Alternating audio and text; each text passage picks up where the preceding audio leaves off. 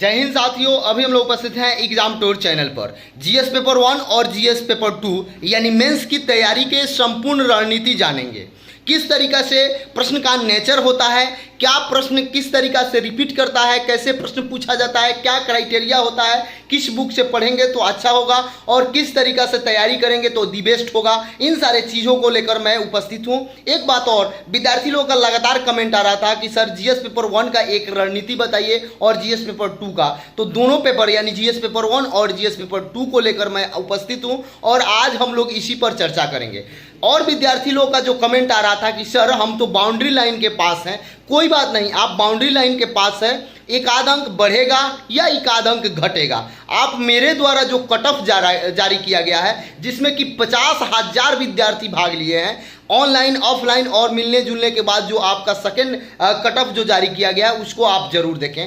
जो भी यदि जनरल के विद्यार्थी हैं 100 प्लस या 105 प्लस आ रहा है फिर भी आप मेंस की तैयारी में लग जाए, ये आप देखिए थोड़ा सा ध्यान देंगे इस बात को कि यदि प्रश्न भास्ट है तो सबके लिए है, प्रश्न आसान है तो सबके लिए है, और कुछ ऐसा प्रश्न होता है जो हमेशा और सभी से गलत होता है। हम लोग अभी रणनीति चर्चा करेंगे जीएस पेपर 1 और जीएस पेपर 2 का, किस बुक से पढ़ें, कैसे पढ़ें, क्या करें, इन सारे चीज़ को लेकर हम लोग चर्चा करेंगे।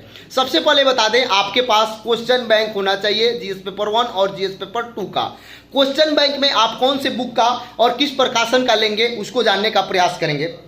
देखिए अभी मैं पटना से बाहर हूँ इसलिए बुक मेरे पास उपलब्ध नहीं है, लेकिन जैसे ही मैं पटना पहुंचूंगा आप लोगों को बुक भी दिखाने का प्रयास करूंगा और आप देख सकते हैं वो आपके लिए, वैसे विद्यार्थी के लिए ये रणनीति हो गया जो पहली बार दे रहे हैं मेंस, या वैसे विद्यार्थी जिनका कोई मतलब बड़े भाई या कोई परिवार से या कोई गाइड करने वाले नहीं हैं, उनके लिए ये रणनीति बहुत ही बेहतरीन साबित होगा।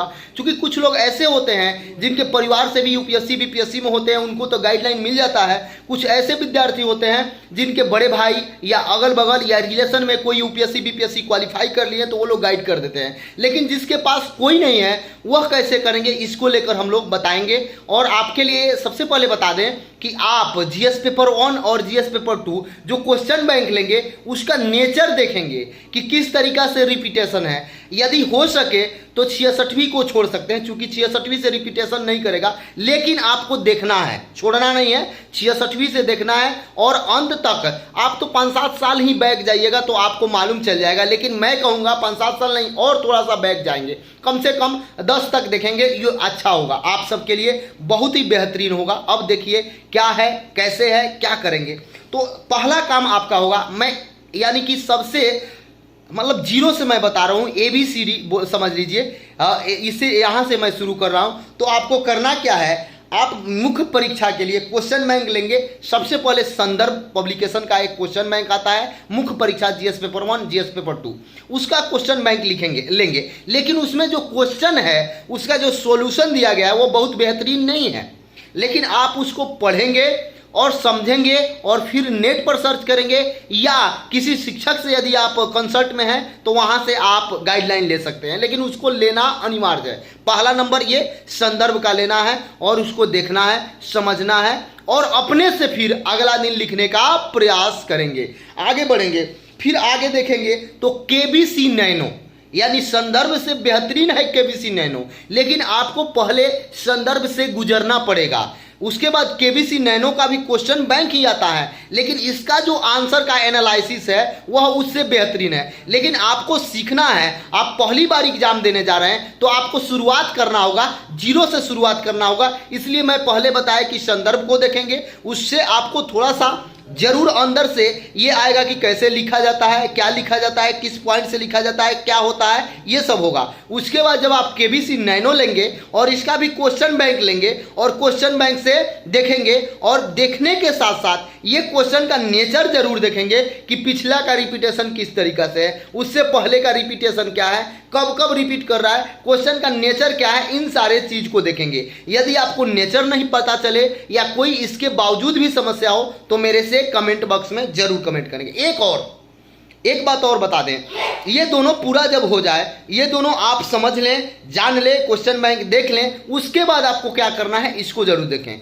इसके बाद आपको दृष्टि मुख्य परीक्षा करके, दृष्टि का बुक आता है मुख्य परीक्षा करके, दृष्टि मुख्य परीक्षा करके उसको लेंगे जीएस पेपर 1 और जीएस पेपर 2 उससे देखेंगे। अब एक बात और बता दें, इसमें जो क्वेश्चन का एनालिसिस किया गया है, क्वेश्चन का जो सॉल्यूशन दिया गया है, क्वेश्चन का जो हल दिया गया है वह बहुत ही जबरदस्त है। यदि कोई कहेंगे कि सर हम दृष्टि ही पहली बार ले लें तो वह बेहतरीन आपके लिए नहीं होगा, क्योंकि शुरुआती आपको समझ डेवलप होना चाहिए, पढ़ने का तरीका आ जाना चाहिए, लिखने का तरीका आ जाना चाहिए। उसके बाद जब ये लेंगे, ये तीनों बुक से जब समराइज करेंगे तो आपका लेखन शैली नंबर 1 हो जाएगा। और मुख्य परीक्षा में जांचा क्या जाता है, लेखन शैली किसका बेहतरीन है। यदि लेखन शैली जिसका बेहतरीन होगा उसका सिलेक्शन होगा, अंक ज़्यादा मिलेगा। अब आइए एक बात और इसमें है, बात क्या है, तो आप दृष्टि वाला ले लेंगे। अब देखिए इसमें क्या क्या छोड़ना है, क्या पढ़ना है, इसको देखेंगे।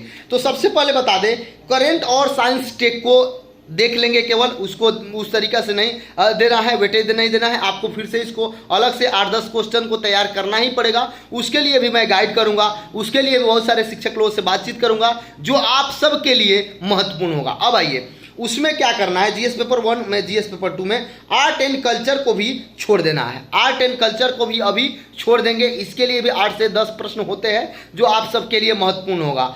अब देखिए इससे पहले जब आप इसको सॉल्यूशन के रूप में देखेंगे, जब समझेंगे, तो केवल ये नहीं कि रट लेना है, रटना नहीं है, एक बार पढ़ लेना है, उसके बाद अपने मन से देखना है। उसके बाद नेट से हो या कोई किसी का राइट आंसर मिल गया हो आपके पास, तो उसको पढ़ेंगे एक बार और फिर अपने से लिखेंगे, सब तब दृष्टि पर जाएंगे। ये तीनों बुक को यदि आप अच्छा से कर लेते हैं तो आपका जीएस पेपर 1 और जीएस पेपर 2 दोनों तैयार हो जाएगा। अब आइए, कोई विद्यार्थी कह रहे थे कि ऑप्शनल पेपर का मेरे पास नहीं मिल पाता है, हिंदी का, मैथ्स का, साइंस का, ये जो होता है। तो संदर्भ एक ऐसा प्रकाशन है जिसका थोड़ा सा आपका सभी ऑप्शनल मिल जाएंगे A to Z, और सबकी अपेक्षा इसमें ऑप्शनल पेपर का ज़्यादा तैयार किया गया है, तो आप यहाँ से भी ले सकते हैं। लेकिन आपको मेरे द्वारा बताए गए रास्ते में भी कोई समस्या हो या लगे कि और कुछ जानकारी चाहिए, तो डिस्क्रिप्शन में जो कमेंट बॉक्स में नंबर दिए हैं वहाँ से भी आप कॉल कर सकते हैं। और एक बात बता दें,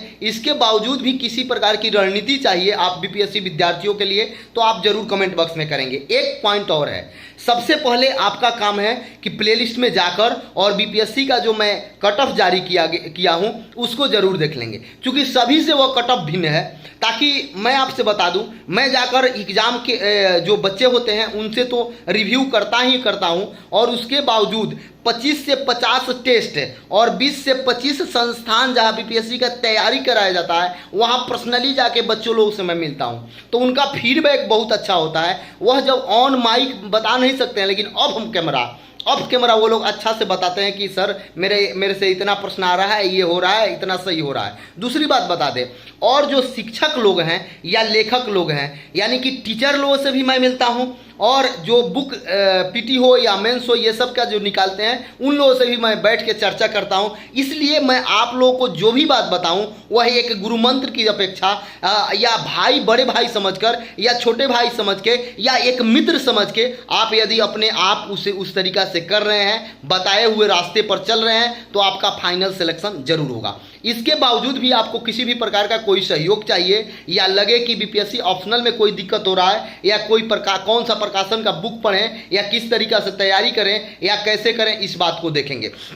2 बात मैं और बताऊंगा और इसके बाद ये वीडियो बड़ा हो जाएगा, इसलिए हम लोग समाप्त करेंगे।